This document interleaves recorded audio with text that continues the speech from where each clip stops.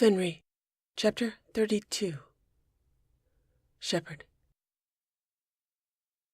After kissing her life potentially goodbye and apologizing to Garrus, she had opened the hatch to combined relief and disappointment.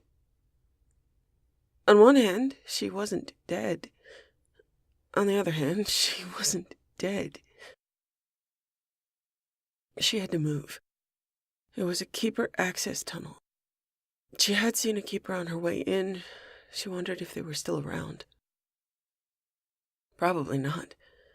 Weren't they made of Reaper tech? Or were they entirely biological?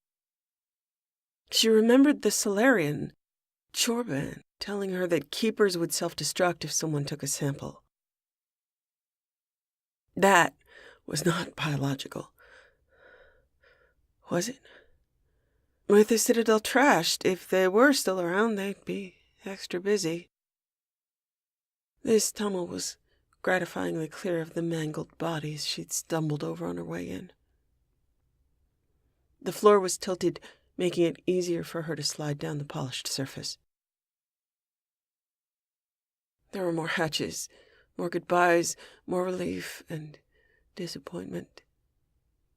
She had no way of measuring how long it took her to try different tunnels before she finally reached a doorway that was open, releasing her back into the world of those who had tried to live here.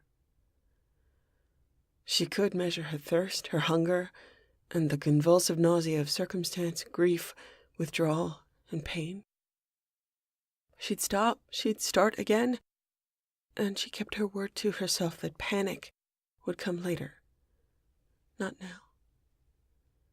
She didn't have the spare energy to hyperventilate or the time to hold still. She still would pass out mid-crawl and wake later, guiding herself in the dark tunnel with biotic light. Gravity was still working, oxygen was still available, but she didn't know if it would be refreshed. With the standing oxygen in the station, without a breach, she should be fine. Fine. Right. Fine. She dragged herself into an apartment. Finally, the floor canted to the side and then down, but she found what she needed. There was packaged food and drink. She ate very slowly with tiny sips of water, making sure she wouldn't throw it up. She didn't want to try to open a refrigerator unit, certain of being overwhelmed by decay. The scent of rot was inescapable. After some more painful searching, she came across a first aid kit and cried with relief. There were painkillers, antibiotics, and Metagel. The Citadel was still a space station, and there was standardized emergency gear and living spaces. She didn't want to test any heating mechanism or the water facilities, not wanting to risk fire or flood. She dressed her wounds, ruining 4 towels, covered with crusted blood and grime. Savior of the Citadel, scourge of the towels. You don't discriminate in your scourging. She heard it in Garrus's voice. I miss you so much. Well, she'd had an abundance of wishes granted. She had food, water, painkillers, first aid, shelter, and now she could sleep here. Thank you, spirits. Now, please check on Garrus, and if he is not alive, I will have no mercy. I mean, thank you. You know what I mean. She considered the state of the room and possible shifts in the station or loss of gravity. Nothing had happened hinting of gravity instability yet, but she didn't want to go skidding out a picture window. She couldn't see Earth from here, but she saw the Citadel's internal skyline. The sun granted some reflection on the surfaces outside. Well, nobody's trying to kill me for once. The station is trying to kill me, but it's not personal. She dragged every blanket and pillow she could find and made a nest in the bathtub with the door closed, hoping she wouldn't wake up on the ceiling. Hoping she would wake up at all. Hoping Garrus was waking up somewhere.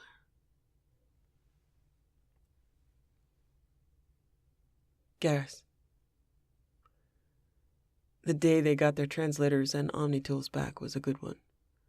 Traynor had always been fascinated by how they worked, and had taken enough of them apart in her time to void many a warranty. She knew a relatively criminal amount of how to bypass and fool them. She'd modified a system she knew of pulse bypass to restart them. The process wasn't pleasant, particularly since these objects were under the skin. They took turns being mildly electrocuted. Traynor's arm was burned all to hell, where she'd been testing the electrocution on herself. Although they didn't have any long-range communications, indicating that all comm buoys were out, they could talk to each other again. It had been 1 month, 3 weeks, 2 days, 14 hours, 7 minutes, and 29 seconds since they'd left Morim on the Citadel. His visor still didn't work, but as soon as his Omnitool had started working, he'd set up a running counter. The graphic, never dimming, projected against his forearm plating. He drove himself hard daily and slept for exactly 4 hours.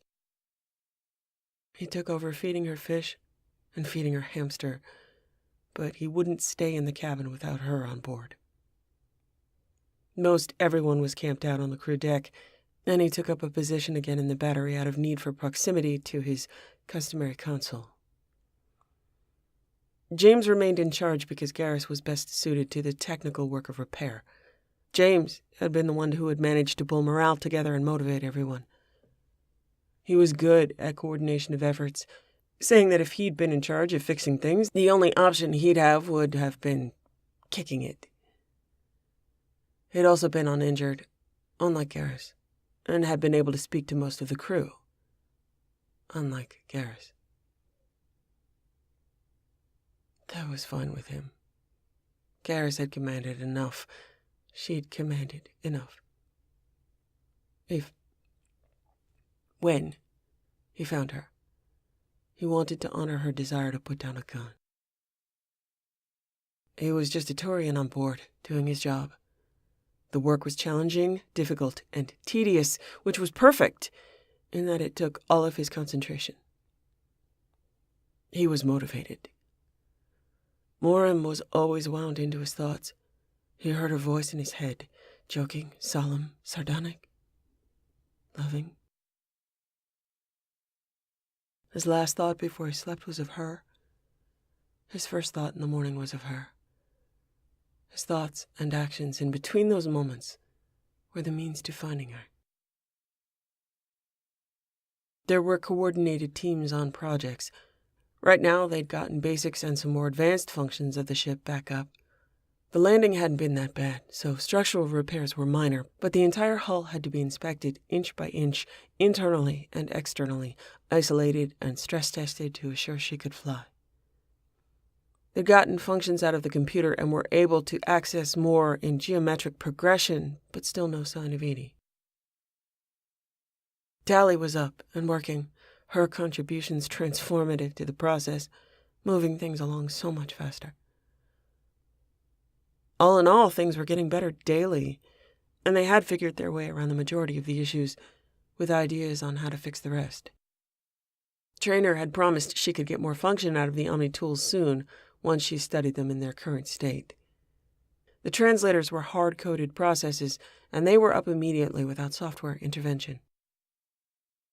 The isolation of the inability to speak had suited him, though he wished he could have done more for Tally than a hug and a relative growl. He'd been alone with his memories of Morim. The chatter of humans was something he couldn't take time to understand unless it had to do with the job at hand. He spent his time with the technical language of the ship and the guts of complicated processes that had to be reverse-engineered to be restarted and then strung together carefully. He had felt determination and drive. Now he felt hope. There was an impromptu celebration in Trainor's honor in the mess, and he went for morale purposes. Not his own. Hers. What she had done was some damn fine hacking. He wished he'd talked to her earlier so she could have tested on him, his plates more resistant to the burns. He imagined the picture he made to the humans. Giant, spiky bird monster. Stupid, lying Turian face. He wanted to run out into the jungle and howl, collapse against a tree or a stone, and stay there. His mind wasn't in the game. He couldn't appreciate small victories. There was only one thing he cared about. He had no clue where Vega was going to take them, where they could go when they got navigation and propulsion back online. He wanted to break things, not fix them. He needed to fix them. So, you're not in command, and you shouldn't be. Doesn't mean you can't fake it in her honor. He didn't grab alcohol, but he did get something to drink that looked like it. And he walked up to the crowd surrounding Trainor, waiting for a lull in the conversation. Hey, Trainor. That was some quality hacking. Let me know if you need some more help with testing. Your arm looks like hell, and mine looks like it can take it. She gave him a tentative smile. Thank you. I credit my misspent youth trying to ponder the greater mysteries of the universe. Garrus smiled at her. All hail the mighty terms of service. She laughed and was swept away by another crewmate's shouted thanks, and he let her go. He looked around, trying to find Tally in the crowd. He didn't see her there, so he went to the recently regained luxury of the elevator and found her at her station. Hey, Tally, did you get your translator fixed? Tally tried to make a joke. Why, no, I did not. He could hear the thick tears in her voice, the same he'd heard at Moram's funeral. Maybe a hug wasn't that bad of a thing to give. He stepped closer to her, turned her to face him, and drew her into his arms while her mask slanted away, the sounds of her sobs echoing through the hallway.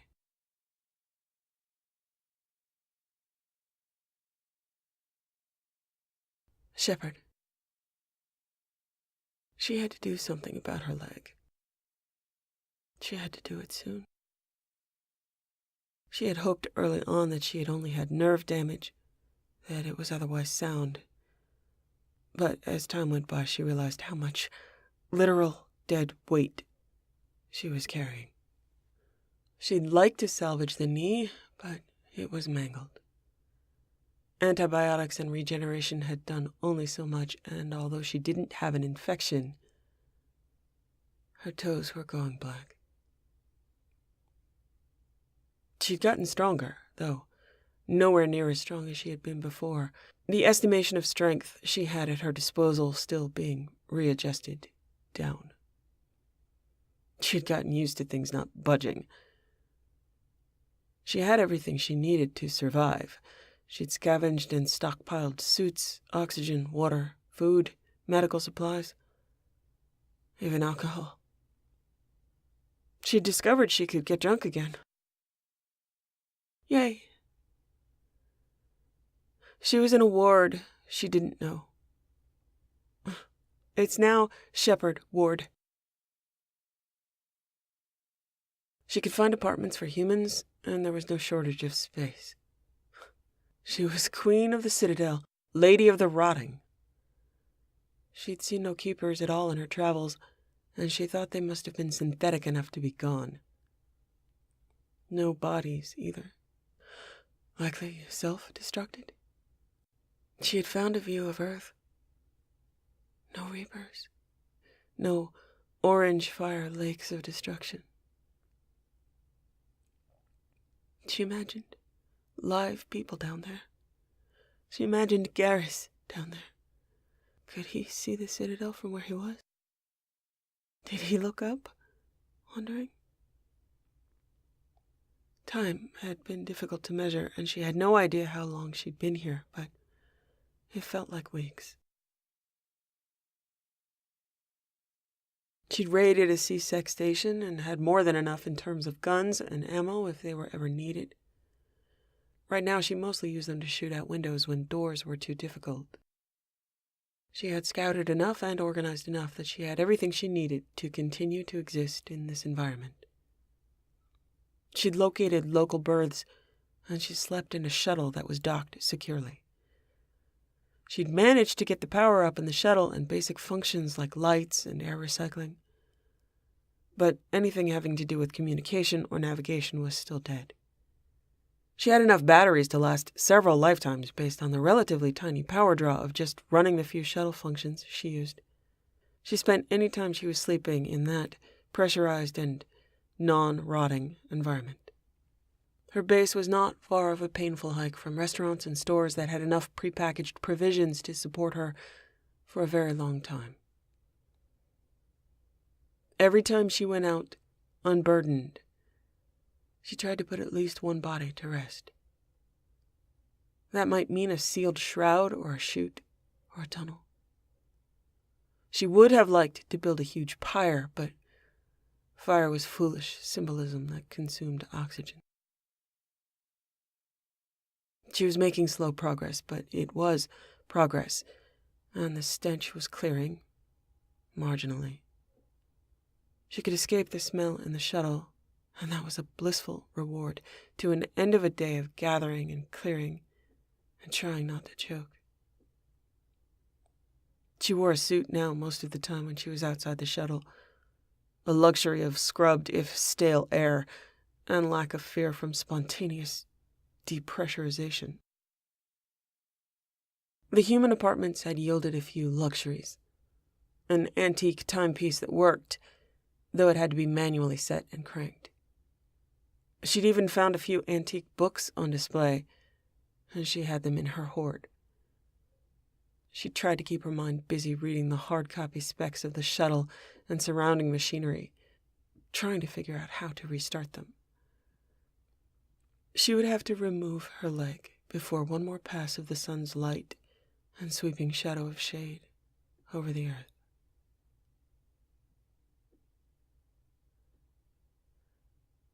In the docking space, she'd tried to decide on the tools she'd need to amputate her own leg. Her ribs had healed, or mostly healed, though they were still painful. She didn't scream when she breathed, but breathing was labored and ranging from uncomfortable to painful depending on how many painkillers were in her system. She had enough painkillers, but she needed to be clear-headed for the procedure itself. She was going to cut off her own leg with a hand torch intended to cut through metal. She had to do it fast, and she had to do it clean, and hopefully it would cauterize the wound and she wouldn't bleed out if she passed out. She'd done some grisly testing on the rotting bodies and felt she had the torch to the setting where she could cut through bone without effort, without too much tissue damage. It took calibrating. You'd be proud of me, Garrus. She had cobbled together a wheelchair, or at least a chair on a rolling platform that would be reasonably stable on flat surfaces, like the floor of the bay. She had enough food and water and painkillers in the shuttle to last months of recuperation if necessary. She had serviceable crutches she'd lashed together. She would have liked to locate a medical station, but individual first aid kits had enough for her needs. She doubted the medical equipment would be functioning anyway. There's some justification right there. She needed medical equipment badly. She'd have to do without. Thank you, spirits, for the blessings of abundant painkillers. Karen, I wish you were here, or I wish I were where you were, or I just wish... She considered the angle and got just drunk enough to where her hands wouldn't shake. Waited a little while longer. She gritted her teeth until they cracked, and very carefully sliced off her leg.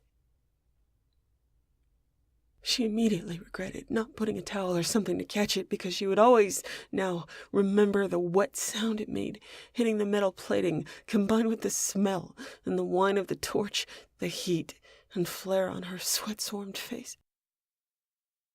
That, and of course, the pain. Thankfully, she did not faint, and she was able to turn the torch off. One of the more delicate parts of the whole deal, because falling sideways with a cutting torch while made of meat in a space station would be bad. Or it would be good, and it would be over. Hard to tell sometimes. You made a promise. Fuck. I hate promises. I'm sorry, Garrus. The painkillers held. Mostly. At least enough to still function, if not to escape all of it. Burning, cramping, and panic crowded in, and she fought to keep it at bay. She forced herself to inspect the wound. There was no blood from the seared, dark stump, and that made her think, job well done, before she slumped back. She loosened the tourniquet tentatively, and there was no fresh blood. She stared at her severed leg on the floor, not wanting to have it there when she woke up. Why didn't I think of how to dispose of my leg? There are severed body parts and bodies everywhere. It's just how we decorate on the Citadel now. I don't want to see it when I wake up. There was a trash chute in the back of the bay, and she reached down, picked up her leg by the ankle, and rolled back there, opening the chute and shoving the thing into the darkness. Good. It's done. The chute slammed shut, and she promised herself she'd get back to the shuttle soon. She just wanted to lean her forehead against the cool metal and not throw up. She eventually made her way back, crawled into her nest in the shuttle, afraid of sleeping, afraid of waking up, afraid. She had promised herself a day of screaming. She'd just break that into smaller bouts, starting now.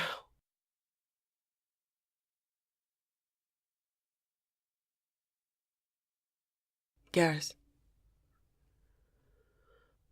The crew of the Normandy had expected him to put her name up as a memorial.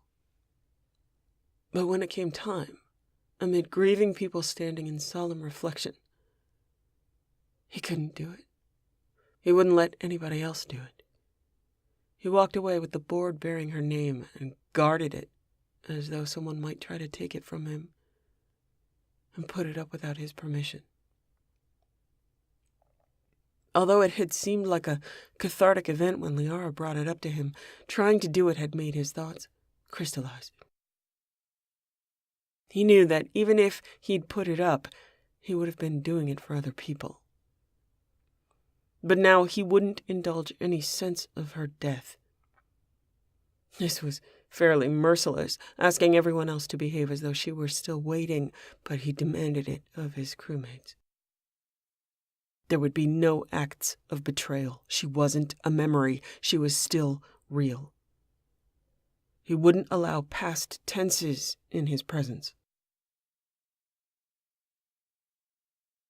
He had plans to return to the Citadel, and if those plans failed, he'd make more plans.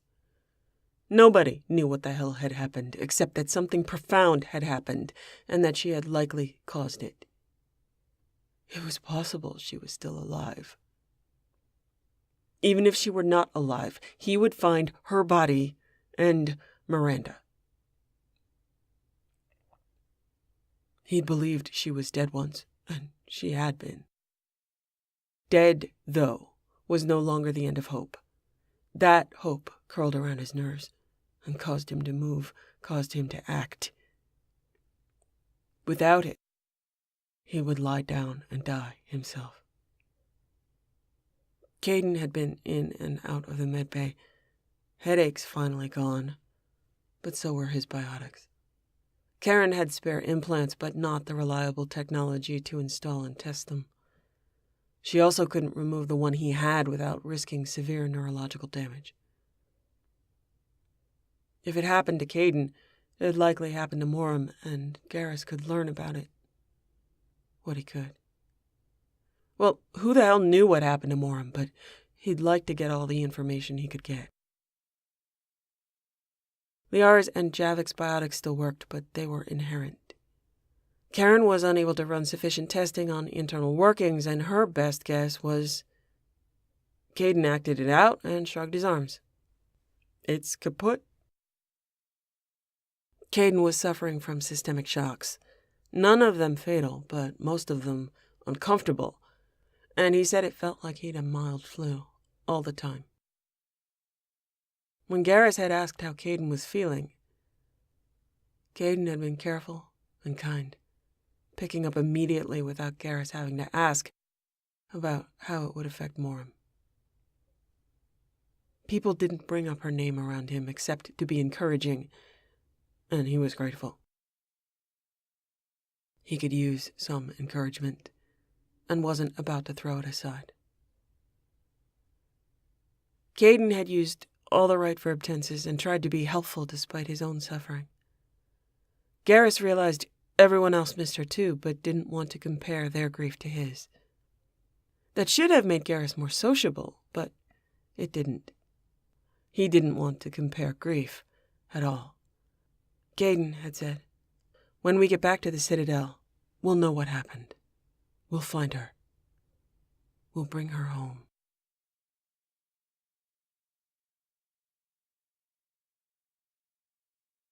Shepard. The first time she saw a shuttle in the air, she stared at it. A tiny speck of unmistakable Mass Effect energy moving from the Earth to the Citadel. It landed unreachably far from her, but she allowed herself the first spurt of real hope. People on Earth had figured out how to restart what she couldn't restart. It could be done. It would be done. She sat in the same spot where she first saw it for hours, unable to decide what to do. She sat and watched until the same blue light moved away, back to Earth. A scouting mission? She had no idea who was in that shuttle, what their intentions were, or what they would do if she met them. She didn't want to advertise Commander Shepard inside to everyone.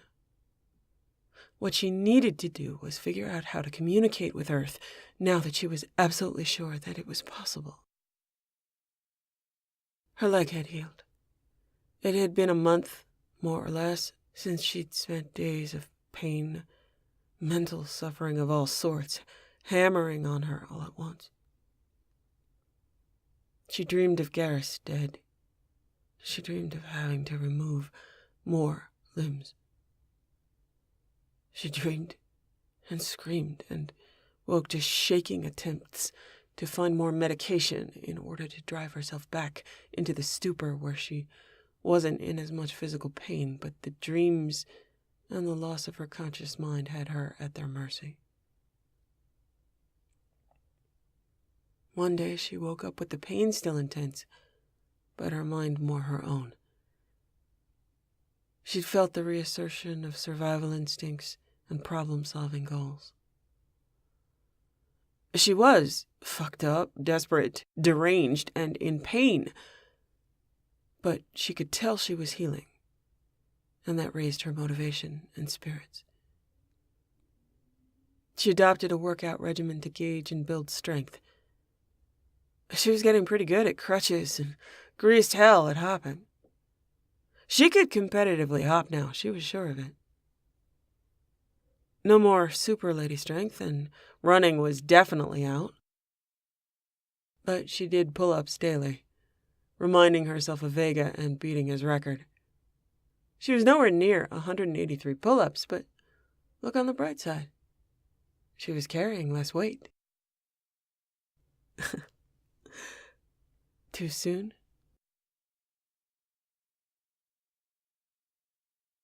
Garrus. They'd gotten to this planet at FTL speed, a short burst that took less than a minute. It would take them a month to get back to Earth traveling at sublight speeds. He wanted to go directly to the Citadel, but they were going to Earth. He wanted to argue, but he wouldn't.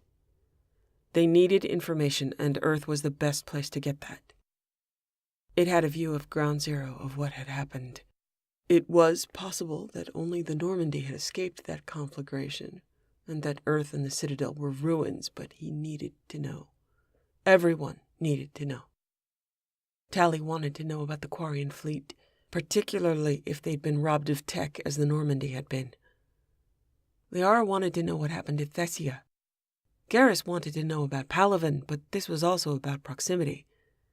They'd gotten here without a Mass Effect relay. They couldn't go on a tour of the galaxy. The closest relay was in the Sol system. Joker had reconstructed what he could of where they were and felt he could navigate back based on star charts and the less than sophisticated methods he had of propulsion. Garrus felt reassured in the humans around him, their odd way of minimizing effort that he'd become familiar with when he joined Joker on the CIC, and was told that Earth was that-a-way, with a wave of his hand. The engineering crew was at their stations. Most everyone else was on the CIC, crowding in to see if the Normandy really would be able to drag her low-tech ass off the ground. She'd done well so far. Generators humming and the walls awake with the thrumming of trade, of information, fuel, and power.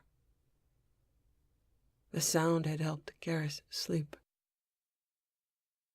Mostly the exhaustion helped him sleep.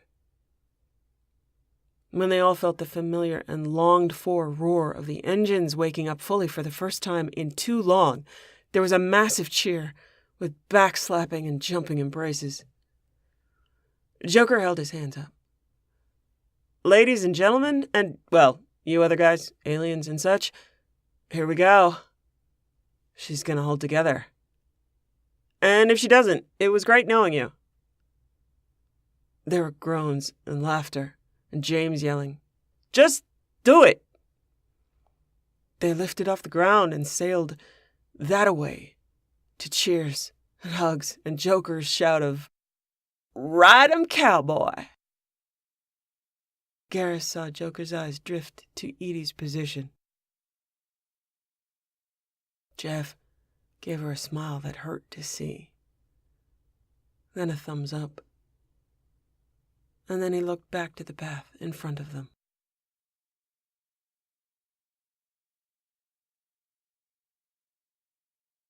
Shepard. Shuttles had begun to sprout and dart from Earth to the Citadel with more frequency. She still hadn't managed to get any communication up, so she'd have to get her information secondhand. She would have ideally liked to contact the Alliance and get a line to Hackett directly and arrange a pickup. She waited until the shuttle had landed close enough to reach in a reasonable amount of time. Suited, she walked with a swinging leg gait, supported by the low-tech solution of foam stuffed into the leg of the suit. She wasn't all that stealthy, but she doubted they were going to be terribly alert to attack.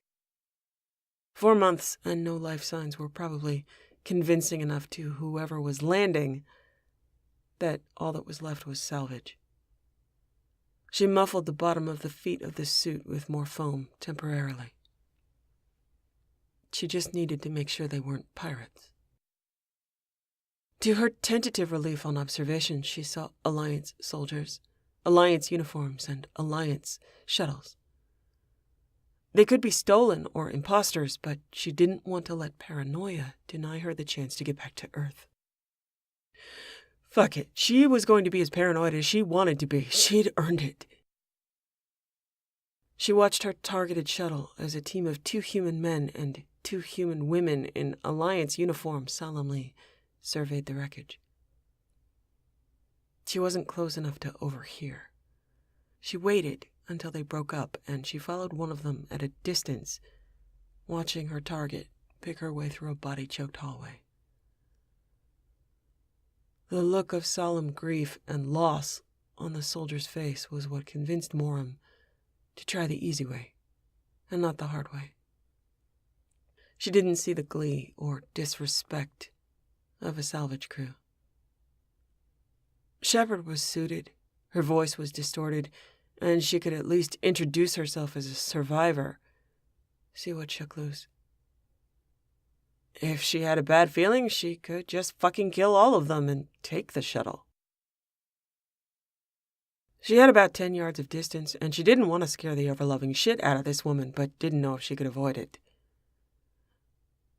Moram tapped lightly on the wall to get the soldier's attention. Hey. The woman was still startled, letting out a brief shriek, and then regaining her composure within seconds. The young woman did not draw her weapon.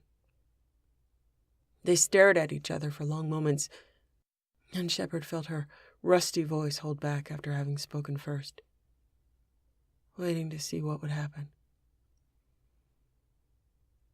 The young woman didn't move, adopting an alert and cautious stance. Shepard didn't have her guns drawn, but lots of weaponry was ostentatiously visible for the occasion, and her hand was flexed in position to draw. The young woman said, "Oh, shit, that scared the hell out of me. Do you need help?" "Forgive me. I'd like your identity before I answer that. Name, rank, and mission?" The young woman hit parade rest stance. "Velan Renifer, Ensign. We are here for scouting and recovery." "Thank you." "Recovery of what?" "This is my station, and I don't like pirates." Velan's lips twitched. "We were hoping to recover Commander Shepard. Have you, perhaps, seen her?" Shepard stood solidly on her good leg, happy to hear no actual creaking from the trembling in her knee. She took off her helmet, shook her hair out, assumed her face was enough identification. "I have. She would like to get the hell off this station." Velan saluted. "Welcome back, Commander Shepard." Moram did not know this woman, did not know what to say to her, hadn't said anything in a long time. She took the cue of Commander Shepard and saluted back. "Thank you, Ensign Renifer," she said with private, dark humor that didn't really reach her voice. "We should go." She was lucky in her company back down to Earth. She knew she stank, and nobody mentioned it. She walked the brief way back to the shuttle, and nobody offered to help her after looking at her face, though there were shared glances between them about her leg. She was a soldier again. She hadn't truly been a soldier like this since she'd been made a Spectre, but the familiar boundaries and constraints kept her from crying or grabbing someone by the front of their uniform and demanding to be told what had happened to the crew of the Normandy. The people in the shuttle with her, Merced, Villan, Sinfa, and Carlum, were respectful and friends enough with each other through her analysis of their body language and tone to put her at ease in their company, if not to join in. Villan got on the comm to Earth and reported that Commander Shepard had found her, which made Moram smile, and the others felt comfortable enough to join in with snickering and laughter. Then a long silence dragged out until Moram asked, "So, what's new?" To relieve laughter and some babbling, they took turns answering questions she didn't have to ask. The Reapers had fallen over in their tracks, their bodies littering Earth, their derelict forms floating through space. Their wreckage provided meteor showers and debris crashing down. It was mostly under control, though, the largest menaces having been deflected or the damage having already been done. It had been 3 months and 17 days since her assault on the Citadel. Moram took in all the information they could give, nodding and encouraging them to tell her more. She already knew about tech and synthetic loss. They confirmed it. They'd been able to restart most tech, and rebuilding and recovery was taking place. No live Reaper forces had been sighted since the day Shepard had gone through the beam.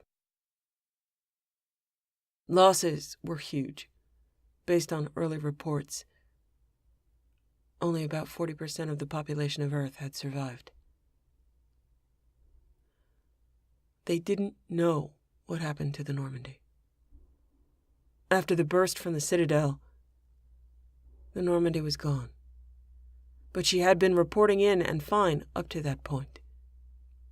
No wreckage of the ship had been found. Villan told her that quietly from the pilot's chair.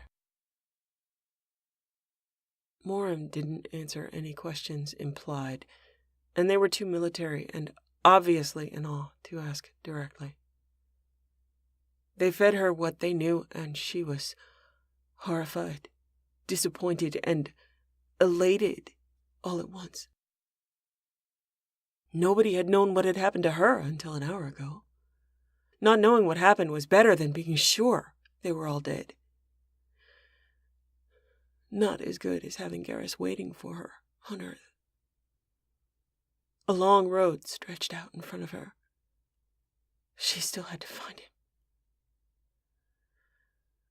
She'd thought very carefully about what to say about the catalyst. Her answers and experience and choices in full were not comforting or helpful in any way to military strategy or rebuilding. She'd experienced a unique confluence of events that would not be repeated and, if disclosed, would open her to endless and heated speculation. She wanted no part of the legacy reality offered her. She was going to do something she'd always done well. She was going to lie. Decontamination was near bliss in results, if not in practice. She was finally clean. Debriefing was not so blissful. Hackett had arrived in her hospital room quickly and had been able to speak to her while doctors were examining the preliminary images they'd gotten from her as they planned procedures. Fun. They'd set down in London, since the majority of military had made their push there, and the Citadel was in geosynchronous orbit above. The medical facilities there were nearly back to normal functioning. They had the best drugs. She appreciated the ability to keep a clear head while not feeling pain, because she needed to keep a clear head. get as much information as she could, decide whether or not she had to beg, borrow, or steal a ship to go searching. She wasn't done yet. If she could have everything she wanted, she'd ask them to tear every nanogram of tech out of her body, starting with the biotic implant, ending with the Cerberus upgrades. She wanted to smash the remnants of her Omnitool under her feet. She wanted to be untrackable, unobservable, off the grid. She didn't want any possible recordings of previous events coming to light. She wanted no future possible recordings of any events. But she couldn't have what she wanted yet. She wasn't done. Tech and biotics were strength and utility she might need to find him. Her restored Omnitool might still be connected to his. Hackett was exhausted and thin. He was gratifyingly and unprofessionally glad to see her. He had organized the scouting efforts to the Citadel to find her. She thanked him sincerely and informed him that Anderson had died. She told him about the encounter with the elusive man, but she kept the story easy to remember.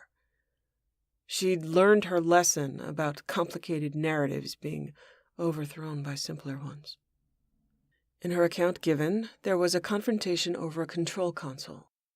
The elusive man had shot Anderson, and she had talked the elusive man into trying to break his indoctrination, and he'd shot himself, as she had with Saren. Then she told Hackett, "Garrus said once about our missions that there's usually a button to push, but Shepard usually hogs that part. As usual, there was a button. I pushed it. I successfully hogged that part. Then everything went black. Forgive me, Garrus, for using your name to lie effectively. It makes my face appropriately tight and convincing." She answered all of Hackett's questions, but played dumb, stubborn, short, and pained, which wasn't a hard leap. She was only exaggerating what was already there. Hackett took her hand, the first personal contact with another living being she'd had in months. It made her want to jump out of her skin. She was on her guard, able to control her body language, so instead of flinching, she smiled at him, thanked him again for rescuing her from the Citadel, and closed her eyes until he left.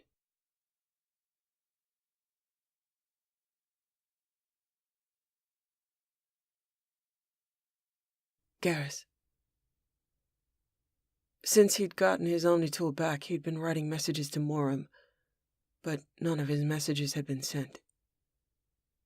He'd wake, he'd think of her, he'd check the time he'd been gone from her, and he'd check to see if his messages had turned from red, pending status, to green, received status. He hadn't threatened to kill her once. No past tenses. He read through some of them. I am alive.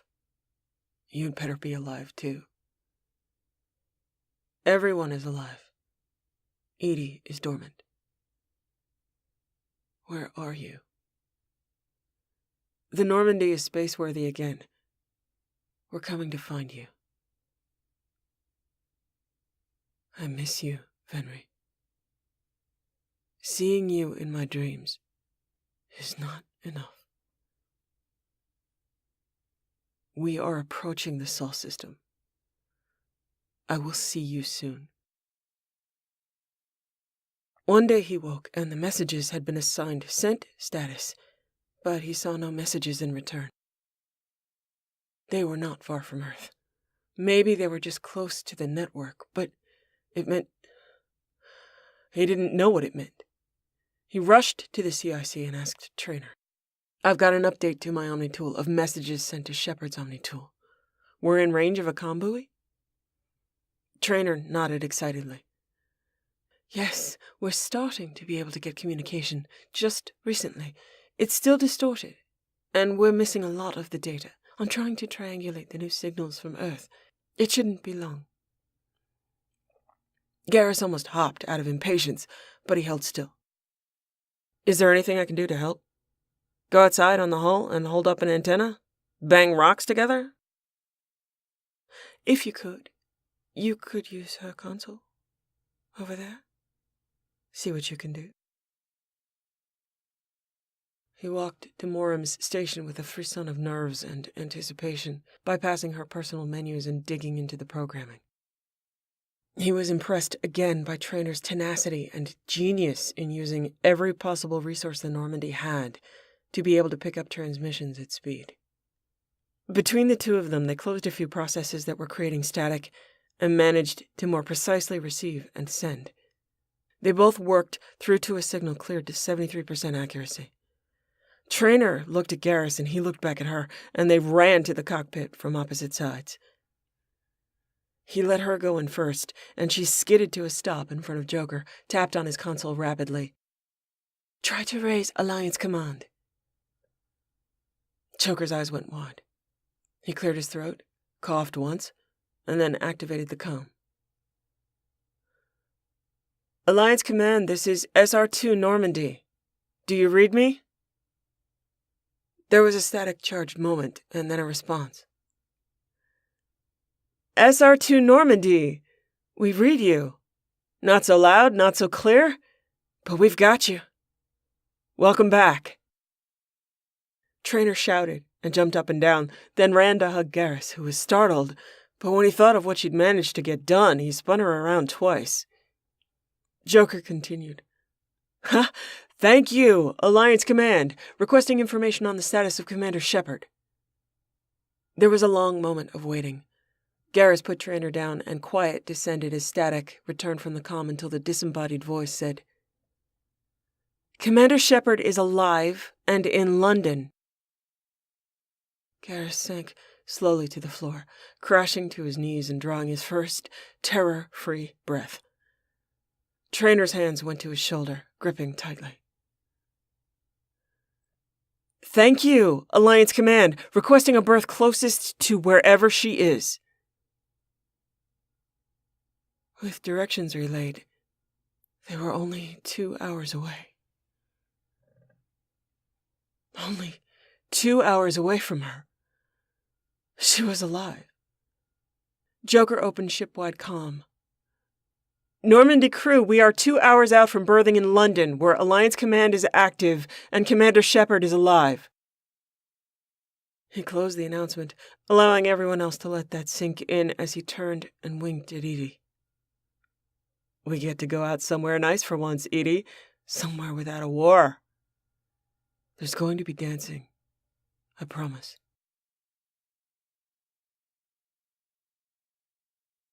There was celebration, people streaming to the CIC from their stations, asking to hear the broadcast again. Garrus left only to go check on her fish and hamster again. They'd all made it. The pump and feeder was active in the aquarium again. He'd taken some time to fix it, unwilling to allow any casualties on the Normandy. He'd set up Boo with automated feeding and water from external reservoirs, which could keep him going for a month. He didn't need to panic or grab everything from the cabin, or even anything. The Normandy would be there. On second thought, he had no idea if Turians had any food sources on Earth, but there was enough here. He packed a bag with enough food for himself for at least a week, and some clothing. He only brought one rifle. Habit. He headed back to the airlock to wait. James wandered up with his hands over his chest. The debriefing's gonna be a bitch. Alliance personnel are gonna be stuck in processing for a while. I'm going to the hospital. James nodded. And I'm going with you. I'm the commander of this vessel, and you're not exactly Alliance, are you? They got no right to process a representative from Palaven. But I figure you could use a wingman. Translators may not be up and running, and Alliance personnel may not be as cooperative as they should be. Garrus considered and wondered if Morim would be able to understand him. He'd be able to understand her. Garrus grinned at him. You look like you're hoping for a fight. Maybe. Been a while now since someone tried to kill me. I get twitchy. Thank you. Pfft, nah, I'm doing it for her. For some reason, she likes your scaly ass. I'll never understand it. Neither will I. They disembarked in the no longer smoking but still mostly blackened wreck of London's spaceport. Their arrival had been fast. There had been no preparations for them other than a military welcome in the form of a few soldiers in dress uniforms. It was relayed that Vega had orders to report to Hackett, and everyone else that was Alliance was to go with him for debriefing.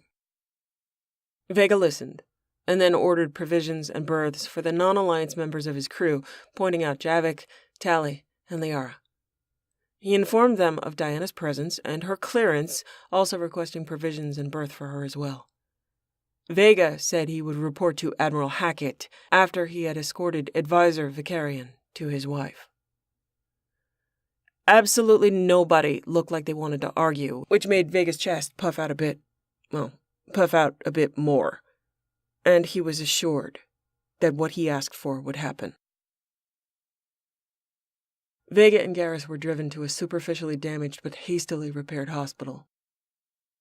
Security was fortunately tight, so he didn't have to throw a fit, worrying about her safety. He tried to look dignified and advisorish to make Vega's job easier. Not that humans could tell the difference between Turian expressions. Not that Vega wanted an easy job, but haste was preferred.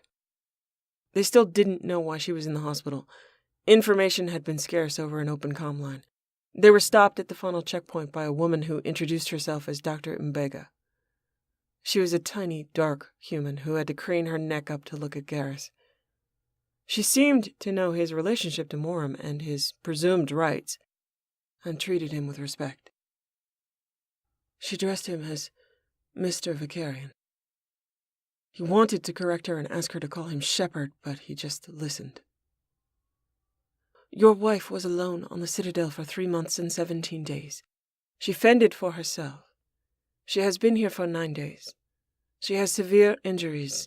The main long-term physical consequence was that she had to amputate her right leg above the knee. Vega swore a string of curses, and Garrus felt his mandibles flare and his stomach plummet. He nodded for her to go on. She is as well as we can make her. She suffered multiple broken bones and punctured lungs, lacerations, contusions, and abrasions, and had no help in healing those things other than the most rudimentary of medications and supplies from scavenged first aid kits. She has a remarkable healing process, though she tells me it used to be better. It is a miracle she survived it all. We have all hopes that she will respond to our rehabilitation efforts and she will recover. We wish to provide her with a prosthetic for her leg. She does not want a prosthetic, but perhaps you might convince her it might be best. If she had it for the occasions, she might need or want one to make her life easier. We have offered to help fix her implants, but she wants no work done, though she insisted on the translator being replaced. She was in surgery earlier today to re-break and reset some of the bones that had not mended properly. She has undergone this procedure a few times, and will need to undergo it again in the future. She has assured me her performance is greatly diminished. Garrus nodded at her again, sick and angry at himself, that constant drag of not having been there for her. I did not know Commander Shepard before this incident, so I do not know who she was before. I do know that she is in a great deal of pain, and she cannot sleep without severe nightmares that threaten her physical and psychological recovery. I have taken the liberty of adjusting her medication to spare her that.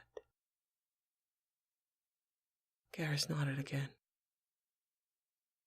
She never could sleep. This isn't new, but she has had assistance in the past. Vega clenched his jaw but said nothing. She is sedated at the moment to allow her to rest, but I believe to see you would be good for her. Plus, you don't want her to kill you because you kept her from her husband. Dr. Mbega smiled. Yes, I do not want that. From the way she speaks of her husband and looks for him in each word and each corner, I feel that she might. She says that she has greatly diminished capacity, but I may perhaps be forgiven if I believe she certainly could kill me were I to displease her in that fashion. Garrus smiled at her. Thank you for taking care of her. She smiled back, obviously pleased. You are welcome. I believe I have done what I can do for her body, and we will continue to help her with that. I would be glad to see if you could help her heal her heart. We have all seen enough tragedy.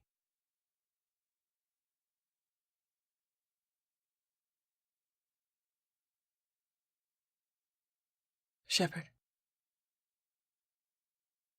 She hadn't been dreaming lately, but she felt she was slipping into one.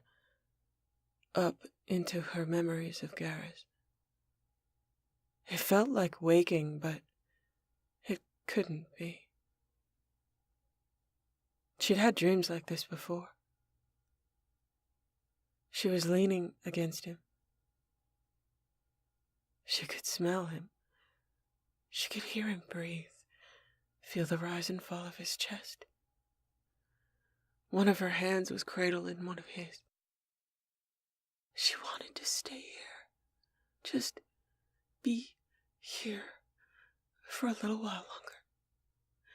She knew she'd wake up, and he wouldn't be there, but just for now, it felt real enough to fuel her hope, to get her through long, waking hours of misery without him. These dreams always burned off fast, like mirages of heat over the boiling pain underneath. She felt the panic of only having a few more seconds with him before he evaporated. She opened her eyes, wanting to see him. He was looking down at her, solemn blue eyes, in the near dark of what looked like her hospital room with the blinds closed and door shut. She rushed to kiss him, wanting to press this feeling deep into her impressionable mind so these sensations wouldn't all fade away in seconds. She traced her fingers over his mandibles, his neck, clutching at him and waiting for him to leave, to change, to transform. He didn't. His arm pulled her in closer around her shoulder, and he kissed her back, a soft growl from his throat reverberating through her. She whimpered and thought, best dream ever. Pressing against his mouth, hungry and frantic and gratifyingly impressed by the details she would be able to recall later in her waking hours. Each tiny or not so tiny point of his body through their clothes pressing into her skin. She whispered into the kiss, I miss you so much. Please, Garrus, come back to me. In answer, he pulled her tighter to him. Always. Ironic dreams. They were better than the other kinds of dreams. She was going to pay for this in deepened despair when she woke up, but for right now... A bit of medical equipment far away shrilled in alarm, and she panicked, thinking, that's it, I'm going to wake up. She clutched at him in futile despair, expecting him to disappear, for the room to swirl away. Nothing moved. She jerked and froze like a startled deer, disoriented and flighty. She looked at him, and he looked at her. Then he curled his hand behind her neck and pulled her forehead to his crest. Venri, I'm real. This isn't a dream. I'm really here. I've had enough dreams of my own with you in them to know that look. I won't disappear. That's nice, but I don't really believe you. You're a vision. Someone found an Asari to give me what I wanted because I'm just not playing nice with my recovery. Nobody expects you to play nice, Moram. Not anybody who has ever met you. Your doctor has concerns about you killing her. I'm unconscious. I'm sedated. I know they're giving me the fancy drugs. I can't wake up because I'm drugged asleep. I'm not complaining. Everything fucking hurts, Garrus. He shrugged, his eyes filled with humor. You'll figure it out when you don't wake up. Or when you get tired, in your dream. And I'm still there to help you go back to sleep without nightmares. I'll still be here, Venri. The medical equipment shrilled again, and she opened her mouth to be suspicious. He kissed her again, reverie trickling into her starved system, causing trembles and moans. She considered the irony of asking an ironic dream if they were real, and instead jumped out of his arms and hopped like crazy over to the door of the hospital room, wrenching it open and shouting, "Dr. Mbega!" into the hallway. She looked back. Fake Garrus sat back in his chair, a smile on his face, shaking his head slightly with his arms settling over his chest as he refused to dissipate. So maybe he was a hallucination. She hissed at him. If you're a hallucination, you are in so much trouble. Dr. Mbega rushed over. Commander Shepard, you need to rest. Moram pointed at Garrus. Is he real? Can you see him? Yes, Commander Shepard. That is your husband. The Normandy returned safe with all hands earlier. He wished to surprise you. She stood entirely still until the trembling started, staring at the doctor and taking in what she said. Returned safe with all hands.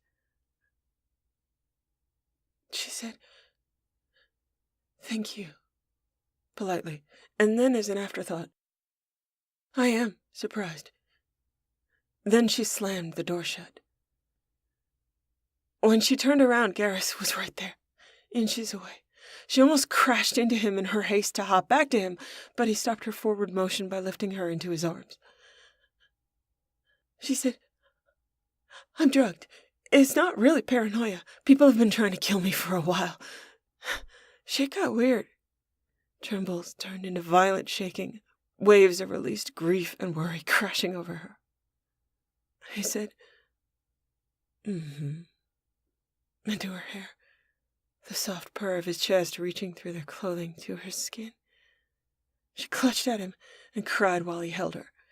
He sat on the edge of the bed with her cradled in his lap, whispering her name, and that he loved her, that he was here, that he wouldn't leave. She couldn't believe it, didn't believe it for a while, still hoping she wouldn't wake. "I'm sorry, Garrus, if this is a hallucination. I miss you so much. I want to stay with you, even if it's just a dream. Just for a little while. I really don't want to wake up." His plates felt different under her fingertips, with new dents and buckles. The quality of dream cleared as the sedation left her system. She began to believe it might be reality because the details of his body under her fingers didn't change with several passes. In dreams, she'd never be able to repeat an action by will. She'd be pulled away from her own thoughts, and details would change. When she had the courage to open her eyes, she saw new scars on his face and skin. She reached out her hands and traced fingertips over his face, and he lifted a hand to her face, tracing her new scars and marks, smoothing his hands over her tattoos. He smiled at her. That may not have been the best way to say hello. She smiled back at him. It was perfect. You can't help it that I'm an idiot. I'm a little messed up. He raised a brow blade. Just a little. She pressed her lips together. Just a lot. But I feel much better now. You're here. The burgeoning weight of too many questions and answers was on both of them. Before either of them could find new words, they spent unmeasured moments reassuring themselves that they were really there. They kissed and touched with trembling hands and mouths, pressured declarations and breathless reassurances in their voices, both tentatively convinced by the call for and response of a longed-for reality.